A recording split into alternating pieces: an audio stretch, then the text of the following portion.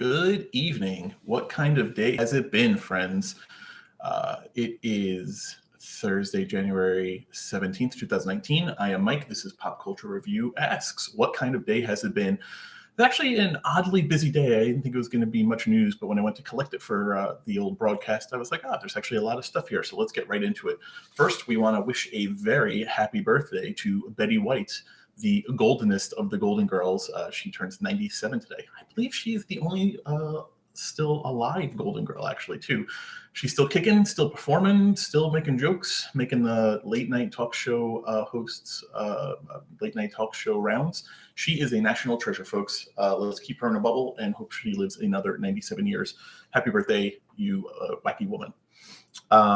Some TV news. We're going to start with TV news first. NBC has given a pilot to a new series based on the Jeffrey Deaver best-selling books, the Bone Collector series, Bone Collector novels. This may sound familiar to you because it was a movie that starred Angelina Jolie and Denzel Washington like forever ago. Was it 10, 15 years ago? Anyway, the show is not going to be called The Bone Collector, unlike the movie or the books it's based on. It's going to be called Lincoln, based on the protagonist Lincoln Rhyme. There is no timeline. This is just a pilot order for consideration for, we're in the middle of development season and pilot season right now for the networks. So NBC's given a pilot order for this to see if it gets picked up for next season. Interesting. It will be, the showrunners are going to be VJ Boyd, who works on SWAT, and Mark Bianculli, but no news yet on casting. But if you're a fan of the Jeffrey Deaver books, this is good news for you today. This is next story is near and dear to our heart here at Pop Culture Review. You, Y-O-U, which premiered this past fall on Lifetime and was given a season 2 order before it even premiered. You'll recall we were big fans of that here. We're in the middle of doing recaps for it. We're very behind on it, but we're big on You, and we're from the first moment when Penn Badgley was announced as casting. Anyway, it didn't do great in ratings, being at Lifetime as its home. Netflix picked it up to air its season 2, which it was already committed to. And since season 1 has been binging on Netflix, the series has actually kind of taken off. Netflix announced this week that it was their most watched show last week, and announced earlier today, that some 40 million people will have deemed, under the Netflix rubric, over 40 million people will have deemed to have watched it in its first month, which concludes next week. January 23rd ends their first month cycle. So that's excellent news. If you haven't watched it, go. It's a very bingeable show. I guess it used to be You on Lifetime. Now it's You on Netflix. Great cast, great writing, interesting story, creepy as fuck. Definitely give it a watch. I wholeheartedly, full-throatedly endorse it. Next on the TV news from Variety, the Recording Academy of America has announced that the first group of artists to perform for this year's 61st Annual Grammy Awards. They announced that today. Camila Cabello, Cardi B, Dan and Shay, Post Malone, Shawn Mendes, Janelle Monáe, and Casey Musgraves were announced today as the first batch of artists to be announced to be performing at this year's 61st Grammy Awards. The Grammys are going to be hosted by Alicia Keys, and they are broadcast live on Sunday, February 10th. On CBS at 8 o'clock Eastern, 5 o'clock Pacific time, hosted by Alicia Keys. That's a nice, diverse group of artists. I'm sure more will come online or be announced, rather, as performing at the award show. But if you were into the Grammys, that is good news for you. Other singing news today, Gladys Knight was announced as the person on February 3rd in Atlanta at the Mercedes-Benz Stadium. Maroon 5 and Travis Scott were announced last week as being the halftime show, but I like Maroon 5, but I find it far more interesting to be getting hyped to listen to Gladys Knight sing what will surely be a soulful rendition of the national anthem at the Super Bowl in a couple weeks. This is in the no surprise news. Netflix has renewed Kaminsky Method for its season 2. Maybe you've watched Kaminsky Method, maybe you haven't. This is the comedy. It stars Michael Douglas and Alan Arkin. It kind of cleaned up at the Golden Globes a couple of weeks ago. I actually have not yet watched this, but it's on the to-do list. Only I'm not a big fan of Michael Douglas. Is that okay to say? I don't know.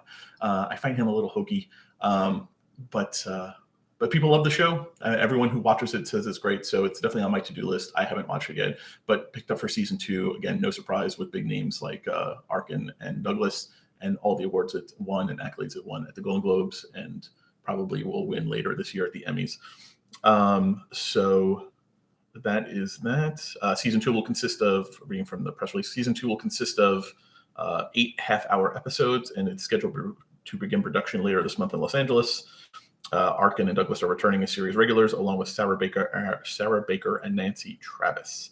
The logline on the show. The show follows actor and acting coach Sandy Kaminsky, that's Michael Douglas, and his agent Norman Newlander, that's Alan Arkin, 2 friends trying to navigate their later years in LA, a city that values both youth and beauty. So ha-has and chuckles, I'm sure about. Let's go into movie news. There was a couple days ago, it was announced that the new John Wick Chapter 3 Parabellum trailer was going to drop today, and it did. It is awesome. If you head to popculturereview.com, you can see the trailer as well as the movie poster, as well as several production stills from the movie that were released. We've got all there collected for you. Definitely go give it a watch. If you haven't watched the John Wick movies, you like good action, some dry Keanu Reeves humor, I cannot recommend John Wick and John Wick Chapter 2 enough. They are great movies. They've got kind of like a Asian martial arts flair, but in a very kind of dystopian, very American setting. A lot of great fight scenes. Some of the best action fight scenes you're going to find in movies, especially in this last generation. Again, just good writing, interesting, good, and lots of humor. Great movies. Really excited for this. The Chapter 3, which is what dropped today, the trailer for Chapter 3 Parabellum, it comes out May 17th. So definitely go to popculturereview.com and check that out. Another new trailer came out today for Pet Sematary. They are rebooting the movie that the original Pet Sematary movie that came out in 1989, based on the Stephen King novel of the same name. The 1989 movie was not great, and actually made some weird diversions from the books that I think this new movie will correct. Obviously, Zelda is a creepy as fuck character in the original movie. She was about the only thing that was really scary, like genuinely scary and disturbing. And she figures they've put her age back closer to what she is in the book here in this new trailer. Mark Buehler, who wrote and was the showrunner for Night Flyers on Sci-Fi last month. That was the adaptation of the George R.R. Martin novella. He is actually the screenplay writer on this reboot. So that alone, he's also got Prodigy, which is coming out in this month. He did the writing on that too. Pet Sematary comes out April 5th. If you head to popculturereview.com tomorrow, I will put up the trailer and any other kind of pictures and stuff that I can find. Big fan of Mark Buehler. That alone is going to get me to go see this movie. But yeah, Pet Sematary, taking another run. Go look at the trailer. It's definitely terrifying. From Deadline, this was an exclusive posting on Deadline. Lionsgate and Hasbro Live Action have announced a live action feature of Monopoly, which will star now Kevin Hart. That was the big announcement today. Kevin Hart is going to star in a live action version of Monopoly, again from Lionsgate Films and Hasbro, obviously, who makes Monopoly. The Tim Story, who worked together with Kevin Hart in Ride Along, is going to direct. Nothing else really about this news other than this announcement that this movie is happening and Kevin Hart is attached to it. That was the big announcement. No other details are available at this time. As far as movies coming out tomorrow, there are a couple of movies expanding in their release that were already out, but expanding release, like Beale Street Could Talk is expanding its distribution. But the big movie releasing tomorrow is Glass. This is Samuel Jackson, James McAvoy, and Bruce Willis starring in the M. Night Shyamalan movie Glass. This is, I guess, the third in what turned out to be a superhero trilogy, beginning with Unbreakable, which is what starred Jackson and Willis, and then Split from 2 years ago, starring McAvoy as a man with multiple personalities, including the Beast. They are all teaming up together for this final movie, or maybe final, but third installment in the trilogy called Glass. That releases tomorrow. That is the big weekend draw for new movies. So if you're headed out without the kiddies, you're probably going to see that. Tomorrow also, there are 3 video games coming out, which I'm going to talk to you briefly about. You have Ace Combat 7 Skies Unknown that releases on PS4, Xbox One. Travis Strikes Again, No More Heroes on Switch, and Resident Evil, no, not Resident Evil, so that's next week.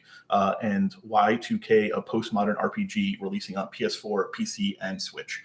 Those are your 3 video games. None of those are games I'm going to play, maybe Ace Combat Skies, because I do like flying simulator games. But that is it for the news of the day. I'll see you tomorrow morning for the daily download. And it's Friday, so get hyped, people. Get excited. All right, talk to you guys later.